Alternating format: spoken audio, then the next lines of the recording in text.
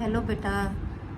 ਤੇ ਪਿਛਲੀ ਵੀਡੀਓ ਦੇ ਵਿੱਚ ਆਪਾਂ ਸਰਫੇਸ ਕੈਮਿਸਟਰੀ ਨਾਲ ਰਿਲੇਟਡ ਕੁਝ ਟਰਮਸ ਡਿਸਕਸ ਕੀਤੀਆਂ ਸੀ। ਇਸ ਵੀਡੀਓ ਦੇ ਵਿੱਚ ਬੇਟੇ ਆਪਾਂ ਕੁਝ ਹੋਰ ਟਰਮਸ ਸਰਫੇਸ ਕੈਮਿਸਟਰੀ ਦੇ ਨਾਲ ਰਿਲੇਟਡ ਹੀ ਡਿਸਕਸ ਕਰਾਂਗੇ। ਜਿਵੇਂ ਨੈਕਸਟ ਹੈ ਐਂਜ਼ਾਈਮਸ। ਐਂਜ਼ਾਈਮਸ ਅਸੀਂ ਕਿੰਨਾਂ ਨੂੰ ਕਹਿੰਦੇ ਆ, ਜਿਵੇਂ ਆਪਾਂ ਕੈਟਾਲਿਸਟ ਕੀਤੇ ਸੀ ਨਾ ਬੇਟੇ, ਇਹ ਵੀ ਕੈਟਾਲਿਸਟ ਹੁੰਦੇ ਆ, ਪਰ ਇਹ ਕੀ ਹੁੰਦੇ ਆ, ਜਿਹੜੇ ਬਾਇਓ ਕੈਟਾਲਿਸਟ ਕਹਿੰਦੇ ਆ ਅਸੀਂ ਇਹਨਾਂ ਨੂੰ।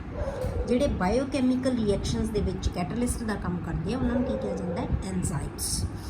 These are biological catalysts produced by living cells. ਇਹ living cell ਹੀ produce ਕਰਦੇ ਆ which catalyze the biochemical reactions in living organisms. ਸਾਡੀ ਬੋਡੀ ਦੇ ਅੰਦਰ ਜੋ ਕੈਮੀਕਲ ਰਿਐਕਸ਼ਨਸ ਹੁੰਦੇ ਆ, ਬਾਇਓਕੈਮੀਕਲ ਰਿਐਕਸ਼ਨਸ ਹੁੰਦੇ ਆ, ਉਹਨਾਂ ਨੂੰ ਕੈਟਾਲਾਈਜ਼ ਕਰਦੇ ਆ ਐਂਜ਼ਾਈਮਸ। ਇਹਨਾਂ ਤੋਂ ਬਿਨਾਂ ਸਾਡੇ ਰਿਐਕਸ਼ਨਸ ਹੈ ਜਿਹੜੇ, ਉਹ ਬਾਇਓਕੈਮੀਕਲ ਰਿਐਕਸ਼ਨਸ ਹੈ, ਉਹ ਬਹੁਤ ਜ਼ਿਆਦਾ ਸਲੋ ਹੁੰਦੇ ਆ। ਠੀਕ ਹੈ, ਇਹ ਰਿਐਕਸ਼ਨਸ ਨੂੰ ਬਹੁਤ ਜ਼ਿਆਦਾ ਫਾਸਟ ਕਰ ਦਿੰਦੇ ਆ, ਉਹਨਾਂ ਨੂੰ ਅਸੀਂ ਕਹਿੰਦੇ ਹਾਂ ਐਂਜ਼ਾਈਮਸ। ਪਰ ਇਹ ਕੀ ਹੈ, ਇੱਕ ਤਰ੍ਹਾਂ ਦਾ ਐਂਜ਼ਾਈਮ ਹੈ, ਸਿਰਫ ਇੱਕ ਹੀ ਤਰ੍ਹਾਂ ਦੇ ਰਿਐਕਸ਼ਨ ਵਾਸਤੇ ਕੈਟਾਲਿਸਟ ਦਾ ਕੰਮ ਕਰ ਸਕਦਾ ਹੈ, ਹੋਰ ਰਿਐਕਸ਼ਨ ਵਾਸਤੇ ਨਹੀਂ ਯੂਜ਼ ਹੋਏਗਾ। ਠੀਕ ਹੈ, ਅਗਲਾ ਹੈ ਬੇਟੇ ਕੋਲਾਇਡ। ਕੋਲਾਇਡ ਕੀ ਹੈ ਬੇਟੇ, ਇਹ ਇੱਕ ਸਟੇਟ ਹੈ। ਜਿਵੇਂ ਆਪਾਂ ਸੋਲਿਊਸ਼ਨਸ ਪੜ੍ਹੇ ਸੀ, ਸੋਲਿਊਸ਼ਨਸ ਦੀਆਂ ਜੇ ਆਪਾਂ ਟਾਈਪਸ ਕਰੀਏ ਤਾਂ ਸੋਲਿਊਸ਼ਨ ਕਿੰਨੇ ਤਰ੍ਹਾਂ ਦੇ ਹੋ ਸਕਦੇ ਆ, ਟਰੂ ਸੋਲਿਊਸ਼ਨਸ ਹੋ ਸਕਦੇ ਆ, ਸਸਪੈਂਸ਼ਨਸ ਹੋ ਸਕਦੇ ਆ, ਤੇ ਕੋਲਾਇਡਸ ਹੋ ਸਕਦੇ ਆ। ਟਰੂ ਸੋਲਿਊਸ਼ਨਸ ਕਿੰਨਾਂ ਨੂੰ ਕਹਿੰਦੇ ਆ ਬੇਟੇ ਆਪਾਂ, ਜਿਨ੍ਹਾਂ ਦੇ ਵਿੱਚ ਜਿਹੜੇ ਪਾਰਟੀਕਲਸ ਹੈ ਉਹ ਵਿਜ਼ੀਬਲ ਨਹੀਂ ਹੁੰਦੇ। ਠੀਕ ਹੈ, ਆਪਾਂ ਦੇਖ ਨਹੀਂ ਸਕਦੇ। ਆਪਾਂ ਵਾਟਰ ਦੇ ਵਿੱਚ ਸ਼ੂਗਰ ਡਿਸੋਲਵ ਕਰਤੀ, ਉਹ ਇੱਕ ਟਰੂ ਸੋਲਿਊਸ਼ਨ ਬਣ ਜਾਏਗਾ। ਜੇ ਆਪਾਂ ਵਾਟਰ ਦੇ ਵਿੱਚ ਚੌਕ ਡਿਸੋਲਵ ਕਰਤਾ ਤਾਂ ਉਹ ਕੀ ਹੈ, ਵਿਜ਼ੀਬਲ ਹੋਣਗੇ ਪਾਰਟੀਕਲ, ਉਹ ਕੀ ਬਣ ਜਾਏਗੀ, ਇੱਕ ਸਸਪੈਂਸ਼ਨ ਬਣ ਜਾਏਗੀ। ਠੀਕ ਹੈ, ਪਰ ਜੇ ਇਹਨਾਂ ਦੋਨਾਂ ਦੇ ਇਨ ਬਿਟਵੀਨ ਹੋਵੇ, ਮਤਲਬ ਡਿਪੈਂਡ ਕਿਹਦੇ ਤੇ ਕਰੇਗਾ, ਪਾਰਟੀਕਲ ਸਾਈਜ਼ ਦੇ ਉੱਤੇ। ਜਿਵੇਂ ਇਹਦੇ ਵਿੱਚ ਆਪਾਂ ਸਟਾਰਚ ਡਿਸੋਲਵ ਕਰ ਦਈਏ, ਪਾਣੀ ਦੇ ਵਿੱਚ ਆਪਾਂ ਸਟਾਰਚ ਡਿਸੋਲਵ ਕਰ ਦਈਏ ਤਾਂ ਉਹ ਕੀ ਹੈ, ਇੱਕ ਕੋਲਾਈਡਲ ਸੋਲਿਊਸ਼ਨ ਬਣ ਜਾਏਗਾ। ਜਿਹੜਾ ਕਿ ਪਾਰਟੀਕਲ ਦੇ ਉੱਤੇ ਡਿਪੈਂਡ ਕਰਦਾ, ਪਾਰਟੀਕਲ ਦੇ ਸਾਈਜ਼ ਦੇ ਉੱਤੇ। ਜੇ ਤਾਂ ਪਾਰਟੀਕਲ ਦਾ ਸਾਈਜ਼ ਬੇਟੇ 1 ਨੈਨੋਮੀਟਰ ਤੋਂ ਛੋਟਾ ਹੈ ਤਾਂ ਇਹਦਾ ਮਤਲਬ ਕੀ ਹੋਣਗੇ, ਉਹ ਟਰੂ ਸੋਲਿਊਸ਼ਨਸ ਹੋਣਗੇ। ਜੇ ਇਹਨਾਂ ਦਾ ਸਾਈਜ਼ 1 ਨੈਨੋਮੀਟਰ ਤੋਂ ਲੈ ਕੇ 1000 ਨੈਨੋਮੀਟਰ ਤੱਕ ਹੋ ਗਿਆ ਤਾਂ ਉਹ ਕੋਲਾਈਡਲ ਸੋਲਿਊਸ਼ਨਸ ਹੋਣਗੇ ਜਾਂ ਕੋਲਾਈਡਸ ਹੋਣਗੇ। ਠੀਕ ਹੈ, ਤੇ ਅਗਲਾ ਹੈ ਜੇ 1000 ਨੈਨੋਮੀਟਰ ਤੋਂ ਵੱਧ ਜਾਂਦਾ ਹੈ ਸਾਈਜ਼ ਤਾਂ ਉਹਨਾਂ ਨੂੰ ਅਸੀਂ ਕਹਿੰਦੇ ਹਾਂ ਸਸਪੈਂਸ਼ਨਸ। ਠੀਕ ਹੈ, ਤਾਂ ਆਪਾਂ ਇੱਥੇ ਇਕੱਲੇ ਕੋਲਾਈਡਸ ਪੜ੍ਹਨੇ ਆ। ਤਾਂ ਕੋਲਾਈਡਲ ਸੋਲਿਊਸ਼ਨ ਆਪਾਂ ਇਹ ਉਵੇਂ ਬਣਨਗੇ ਜਿਵੇਂ ਆਪਾਂ ਸੋਲਿਊਸ਼ਨਸ ਬਣਾਏ ਸੀ। ਕਿੰਨੇ ਤਰ੍ਹਾਂ ਦੇ ਆਪਾਂ ਸੋਲਿਊਸ਼ਨ ਬਣਾਏ ਸੀ ਨਾ, ਉਹ ਸਾਰੇ ਤਰ੍ਹਾਂ ਦੇ ਕੋਲਾਈਡਲ ਸੋਲਿਊਸ਼ਨਸ ਵੀ ਬਣਦੇ ਆ। ਠੀਕ ਹੈ, ਤਾਂ ਹੁਣ ਇਹਦੇ ਵਿੱਚ ਜਿਵੇਂ ਆਪਾਂ ਸੋਲਿਊਸ਼ਨ ਦੇ ਵਿੱਚ ਇੱਕ ਚੀਜ਼ ਨੂੰ ਆਪਾਂ ਲਿਆ ਸੀ ਸੋਲਿਊਟ, ਜਿਹੜੀ ਘੱਟ ਅਮਾਊਂਟ ਦੇ ਵਿੱਚ ਸੀ, ਜਿਹਦੇ ਐਕਸੈਸ ਦੇ ਵਿੱਚ ਸੀ, ਉਹਨੂੰ ਕਹਿੰਦੇ ਸੀ ਆਪਾਂ ਸੋਲਵੈਂਟ। ਇਸੇ ਤਰ੍ਹਾਂ ਇਹਦੇ ਵੀ ਦੋ ਫੇਸਿਸ ਹੁੰਦੇ ਆ, ਜਿਹਦੇ ਵਿੱਚ ਜਿਹੜਾ ਘੱਟ ਅਮਾਊਂਟ ਦੇ ਵਿੱਚ ਲੈਂਦੇ ਆ ਉਹਨੂੰ ਡਿਸਪਰਸਡ ਫੇਜ਼ ਕਹਿ ਦਿੰਦੇ ਆ, ਤੇ ਜਿਹੜਾ ਮਤਲਬ ਸੋਲਿਊਟ ਹੁੰਦਾ, ਜਿਹੜਾ ਸੋਲਵੈਂਟ ਹੁੰਦਾ, ਜਿਹੜਾ ਐਕਸੈਸ ਦੇ ਵਿੱਚ ਹੁੰਦਾ, ਉਹਨੂੰ ਡਿਸਪਰਸ਼ਨ ਮੀਡੀਅਮ ਕਿਹਾ ਜਾਂਦਾ ਹੈ। ਠੀਕ ਹੈ, a colloid is a heterogeneous system in which one substance is dispersed, known as dispersed phase, in another substance called dispersion medium. ਜਿਵੇਂ ਵਾਟਰ ਹੈ, ਵਾਟਰ ਦੇ ਵਿੱਚ ਆਪਾਂ ਸਟਾਰਚ ਡਿਸੋਲਵ ਕਰਤਾ, dispersed phase, starch is dispersed phase. Clear ਹੋ ਗਿਆ। ਅਗਲਾ ਹੈ ਬੇਟੇ ਸੋਲਸ। ਹੁਣ ਸੋਲਸ, ਇਹਨਾਂ ਦੇ ਵਿੱਚ ਕੋਲਾਇਡਲ ਸੋਲਿਊਸ਼ਨ, ਜਿਵੇਂ ਆਪਾਂ 9 ਤਰ੍ਹਾਂ ਦੇ ਸੋਲਿਊਸ਼ਨਸ ਬਣਾਏ ਸੀ ਨਾ, ਜਿਹੜੇ ਆਪਾਂ solid in solid, solid in liquid, solid in gas, ਇੱਦਾਂ ਇਵੇਂ ਹੀ ਇਹ 8 ਤਰ੍ਹਾਂ ਦੇ ਹੁੰਦੇ ਆ ਕੋਲਾਇਡਲ, ਕਿਉਂਕਿ ਜਿਹੜਾ ਗੈਸ ਇਨ ਗੈਸ ਹੈ ਉਹ ਹੋਮੋਜੀਨੀਅਸ ਮਿਕਸਚਰ ਹੁੰਦਾ ਹੈ। ਹੁਣ ਆਪਾਂ ਕੀ ਲੈਣਾ ਹੈ, ਸੋਲਸ, ਜੈਲਸ ਤੇ ਇਮਲਸ਼ਨਸ। 3 ਇਹਨਾਂ ਦੇ ਵਿੱਚੋਂ ਇੰਪੋਰਟੈਂਟ ਹੈ, ਸੋਲਸ ਜਿਹੜੇ ਹੈਗੇ ਆ, ਤੇ ਜੈਲਸ ਤੇ ਇਮਲਸ਼ਨ। ਹੁਣ ਸੋਲ ਤੇ ਜੈਲ ਤੇ ਇਮਲਸ਼ਨ ਕਿਹਨੂੰ ਕਹਿੰਦੇ ਆ ਆਪਾਂ, ਦ ਕੋਲਾਇਡਲ ਸੋਲਿਊਸ਼ਨਸ ਆਫ ਸੋਲਿਡਸ ਇਨ ਲਿਕੁਇਡਸ। ਜਿਹੜਾ ਆਪਾਂ ਪਹਿਲਾਂ ਕਹਿੰਦੇ ਨਾ, ਜਿਵੇਂ ਸੋਲਿਊਟ ਇਨ ਸੋਲਵੈਂਟ ਕਹਿੰਦੇ ਸੀ, ਉਵੇਂ ਹੀ ਹੈ। ਜਿਹੜੀ ਚੀਜ਼ ਅਸੀਂ ਮੂਰੇ ਲਿਖਾਂਗੇ ਉਹ ਸੋਲਿਊਟ ਹੋਏਗਾ, ਜਿਹੜੀ ਬਾਅਦ 'ਚ ਲਿਖਦੇ ਆ ਉਹ ਸੋਲਵੈਂਟ ਹੁੰਦਾ ਹੈ, ਜਾਂ ਡਿਸਪਰਸ਼ਨ ਮੀਡੀਅਮ ਹੁੰਦਾ ਹੈ, dispersed phase. Solid in liquid, ਇਹਦਾ ਮਤਲਬ dispersed phase is solid and dispersion medium is liquid. ਤਾਂ ਇਹਨਾਂ ਨੂੰ ਅਸੀਂ ਕਹਿੰਦੇ ਆ sols. The colloidal solutions of solids in liquids are called salts. Dispersion phase है ਜਿਹੜਾ ਉਹ solid ਹੈ, dispersion medium liquid ਹੈ। Clear? ਅੱਗੇ ਜੈਲ। ਜੈਲ ਕਿੰਨਾਂ ਨੂੰ ਕਹਿੰਦੇ ਬੇਟੇ, the colloidal solutions of liquid in solids। ਹੁਣ ਲਿਕੁਇਡ ਕੀ ਹੋਏਗਾ, dispersed phase, ਤੇ solid ਕੀ ਹੋਏਗਾ, dispersion medium। ਉਲਟ ਹੋ ਜਾਏਗਾ ਇਹ, ਤਾਂ ਉਹਨਾਂ ਨੂੰ ਅਸੀਂ ਕਹਿੰਦੇ ਹਾਂ ਜੈਲ। ਅੱਗੇ ਇਮਲਸ਼ਨ।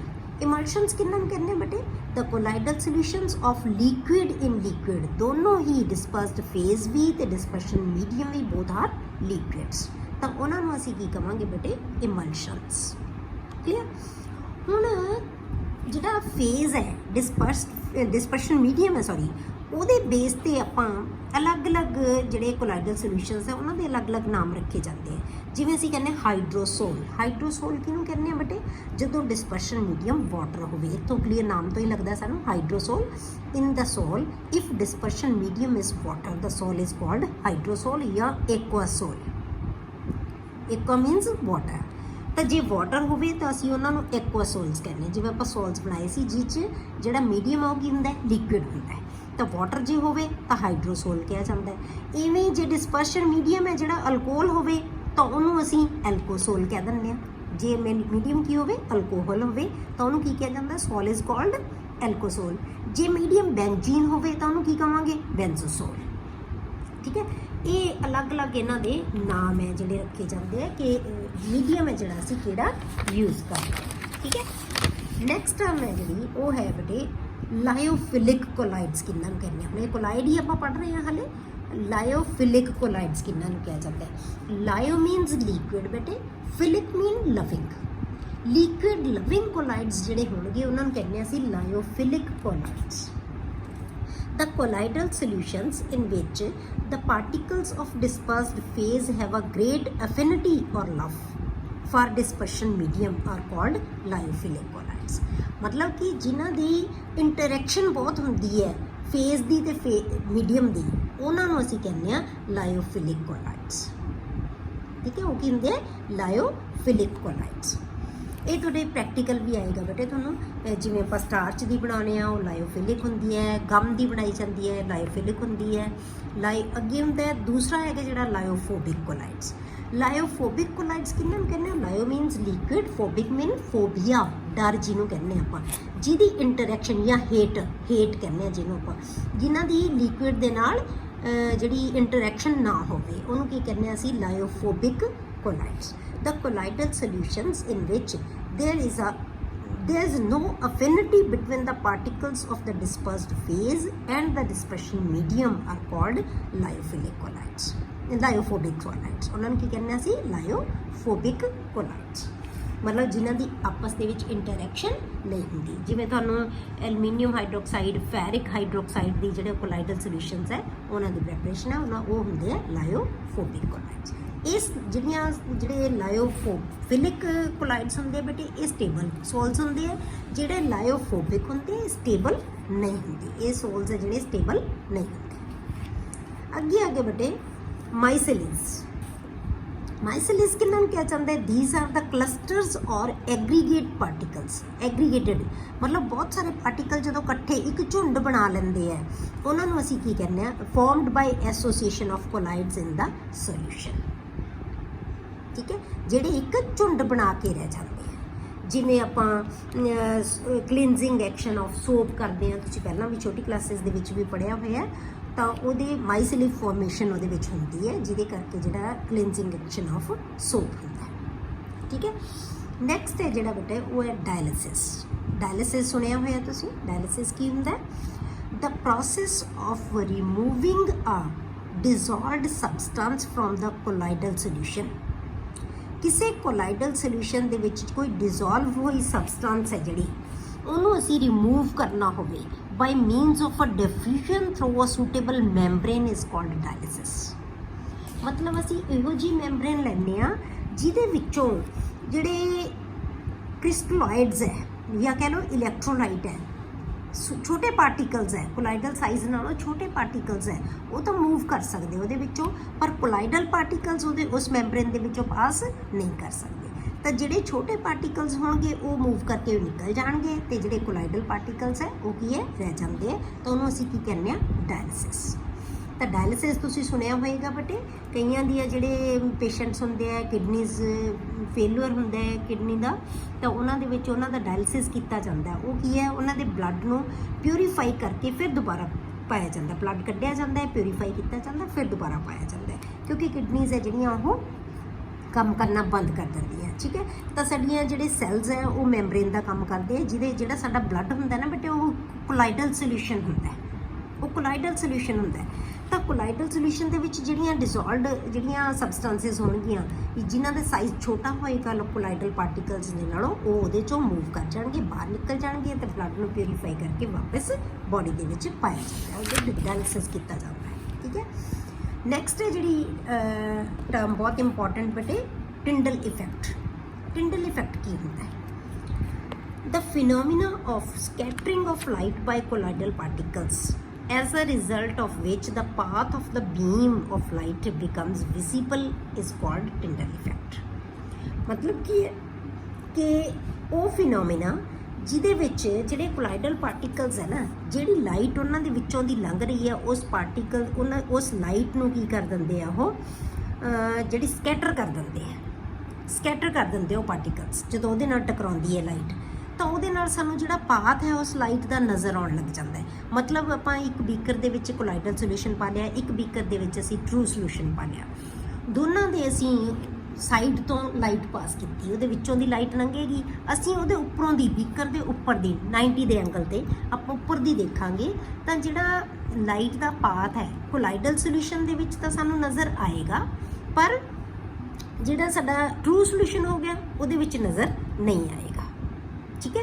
ਤਾਂ ਉਹਨੂੰ ਅਸੀਂ ਟਿੰਡਲ ਇਫੈਕਟ ਹੈ ਜਿਹੜਾ ਕੋਲਾਈਡਲ ਸੋਲਿਊਸ਼ਨ ਸ਼ੋ ਕਰਦੇ ਹੈ, ਪਰ ਟਰੂ ਸੋਲਿਊਸ਼ਨਸ ਕੋਲਾਈਡਲ ਜਿਹੜਾ ਹੈਗਾ ਉਹ ਟਿੰਡਲ ਇਫੈਕਟ ਨੂੰ ਸ਼ੋ ਨਹੀਂ ਕਰਦੇ, ਠੀਕ ਹੈ।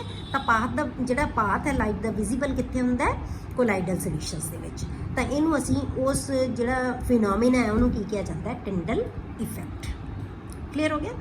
ਨੈਕਸਟ ਹੈ ਜਿਹੜੇ ਉਹ ਹੈ ਬੇਟੇ ਬ੍ਰੌਨੀਅਨ ਮੂਵਮੈਂਟ। ਬ੍ਰੌਨੀਅਨ ਮੂਵਮੈਂਟ, ਬ੍ਰੌਨੀਅਨ ਮੂਵਮੈਂਟ ਕਿਹਨੂੰ ਕਹਿੰਦੇ ਆ ਬੇਟੇ? A continuous zigzag motion of colloidal particles is called Brownian movement. ਜਿਹੜੀ zigzag motion ਹੈ ਨਾ colloidal particles ਦੀ, ਜਿਵੇਂ ਤੁਸੀਂ ਇਹ ਦੇਖਿਆ ਹੋਏਗਾ ਬੇਟੇ, ਜਦੋਂ ਆਪਾਂ ਕਿਸੇ ਖਿੜਕੀ ਦੇ ਵਿੱਚੋਂ ਅਸੀਂ ਦੇਖੀਏ ਲਾਈਟ ਪੈ ਰਹੀ ਹੋਵੇ, ਤਾਂ ਉਹ ਲਾਈਟ ਹੈ ਜਿਹੜੀ ਸਾਨੂੰ ਬੀਮ ਨਜ਼ਰ ਆਉਂਦੀ ਹੈ, ਉਹਦੇ ਵਿੱਚ ਸਾਨੂੰ ਸਸਪੈਂਡਡ ਪਾਰਟੀਕਲਸ ਨਜ਼ਰ ਹੁੰਦੇ ਆ, ਦੇਖਿਆ ਕਦੇ?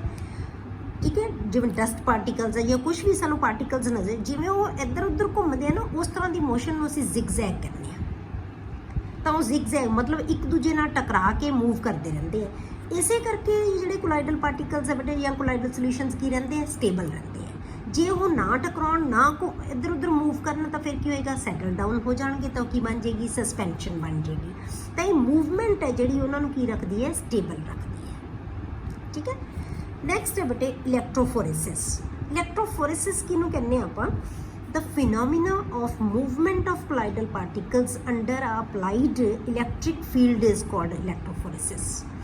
ਹੁਣ ਜਦੋਂ ਆਪਾਂ ਕੋਈ ਕੋਲਾਈਡਲ ਸੋਲਿਊਸ਼ਨ ਲੈ ਲਿਆ, ਉਹਦੇ ਵਿੱਚ ਆਪਾਂ ਇਲੈਕਟ੍ਰੀਕਲ ਫੀਲਡ ਅਪਲਾਈ ਕਰਤਾ, ਇਲੈਕਟ੍ਰਿਕ ਫੀਲਡ ਅਪਲਾਈ ਕਰਤਾ, ਤਾਂ ਫੀਲਡ ਦੇ ਵਿੱਚ ਕੀ ਹੋਏਗਾ ਬੇਟੇ? ਇੱਕ ਨੈਗੇਟਿਵ ਪੋਲ ਹੋਏਗਾ, ਇੱਕ ਪੋਜ਼ਿਟਿਵ ਪੋਲ ਹੋਏਗਾ।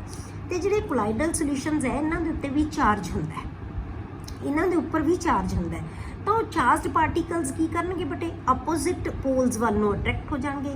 ਜੇ ਕੋਲਾਈਡਲ ਪਾਰਟੀਕਲ ਦੇ ਉੱਤੇ ਚਾਰਜ ਨੈਗੇਟਿਵ ਹੈ ਤਾਂ ਉਹ ਪੋਜ਼ਿਟਿਵ ਪੋਲ ਨੂੰ ਅਟਰੈਕਟ ਹੋ ਜਾਣਗੇ, ਜੇ ਨੈਗੇਟਿਵ ਹੈ ਤਾਂ ਅੰਦਰ, ਜੇ ਪੋਜ਼ਿਟਿਵ ਹੈ ਤਾਂ ਨੈਗੇਟਿਵ ਪੋਲ ਵੱਲ ਅਟਰੈਕਟ ਹੋ ਜਾਣਗੇ, ਕਿਉਂਕਿ ਆਪੋਜ਼ਿਟ ਚਾਰਜ ਹੈ ਜਿਹੜਾ ਉਹਦੇ ਵੱਲੋਂ ਅਟਰੈਕਟ ਹੋਣਗੇ।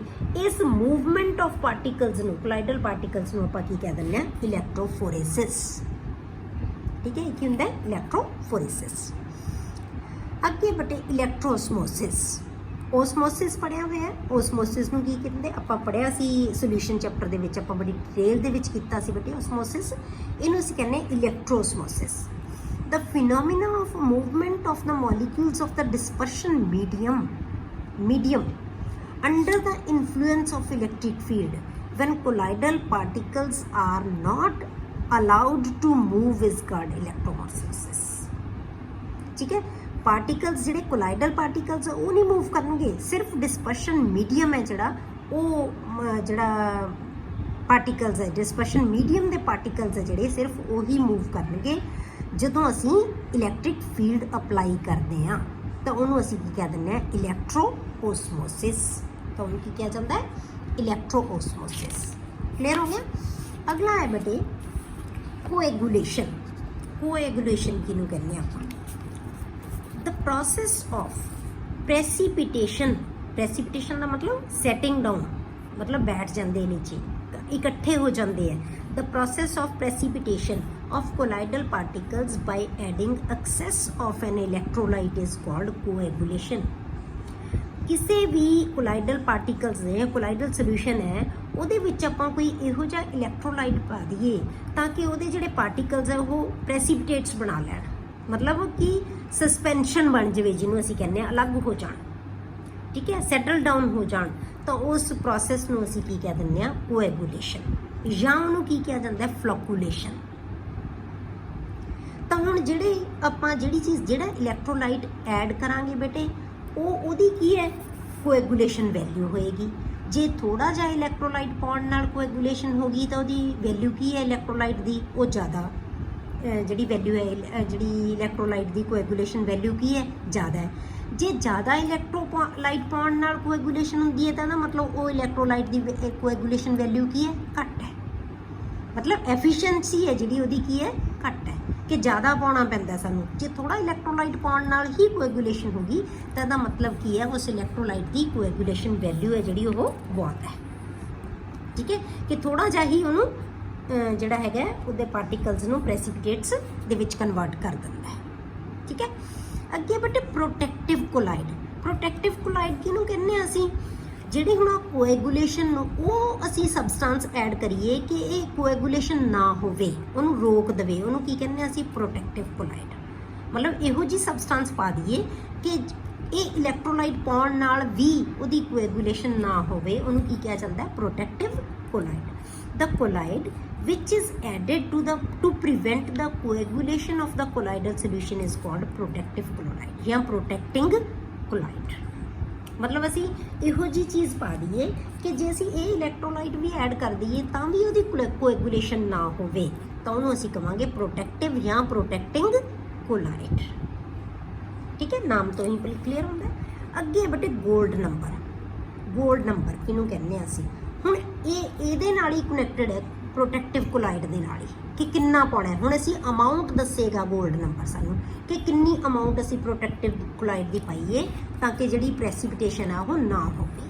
ਤੇ ਬਹੁਤ ਇੰਪੋਰਟੈਂਟ ਟਰਮ ਹੈ ਬੇਟੇ gold number. The minimum amount of protective colloid in milligrams, ਮਤਲਬ ਇੰਨੇ ਥੋੜਾ ਪਾਉਣਾ ਹੈ। The minimum amount of protective colloid in milligrams required to just prevent the coagulation of a 10 ml of given gold salt when 1 ml of 10% solution of sodium chloride is added to it।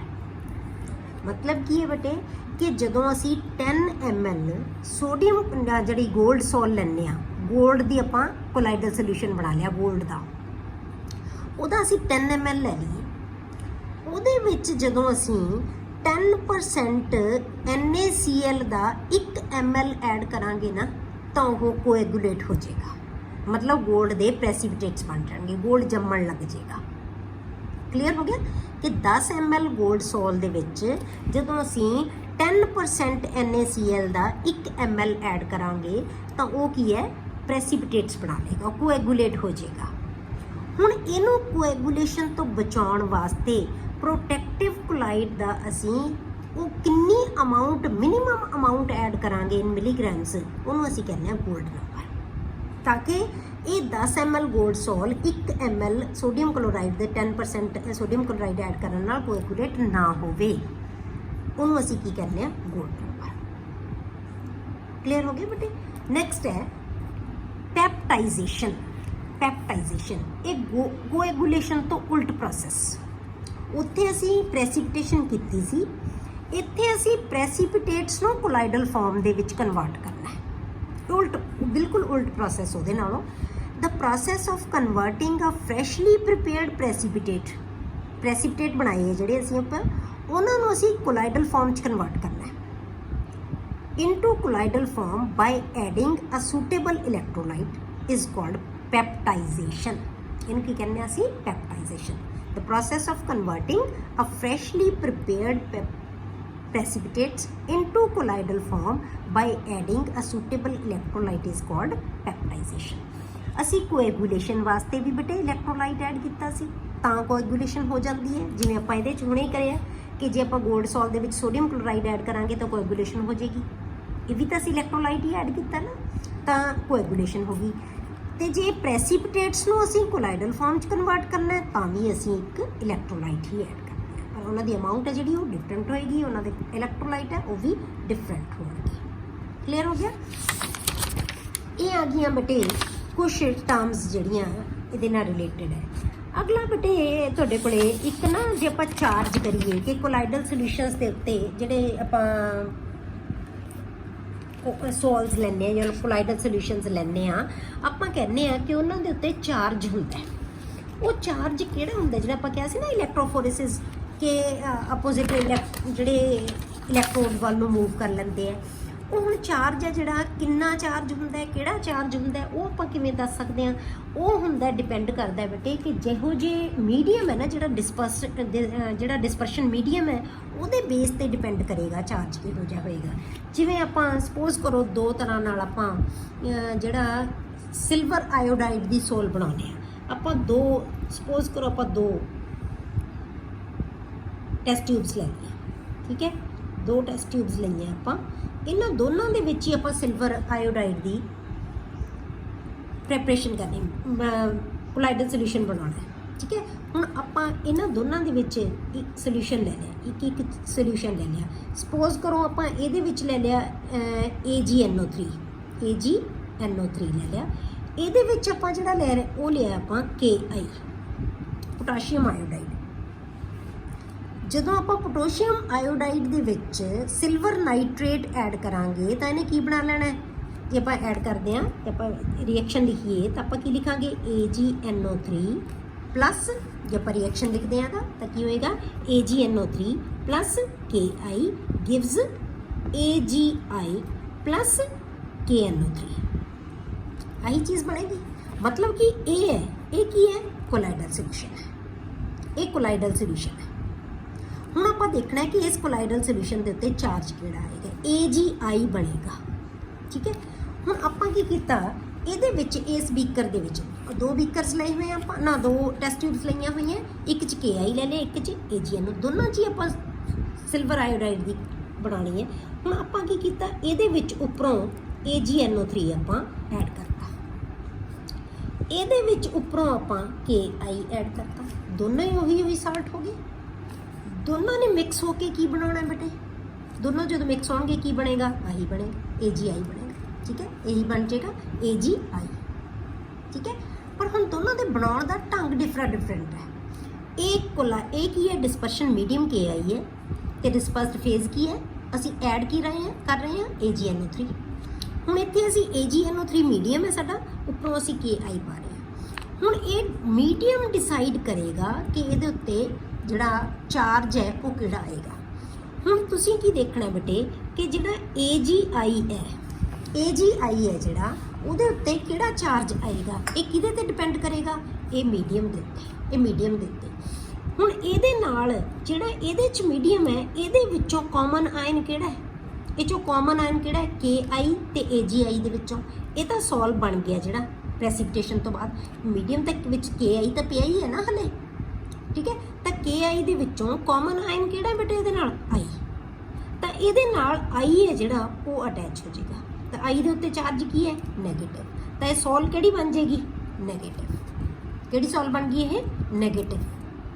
जे असी इस ढंग नाल बनाया सी तो इहदे विच medium की है AgNO3, तो Ag दे नाल जिहड़ा AgI दे नाल, AgI तो बनेगा ही बनेगा, Ki जो ऐड करांगे तो की बनाएगा, AgI बना लेगा, ठीक है।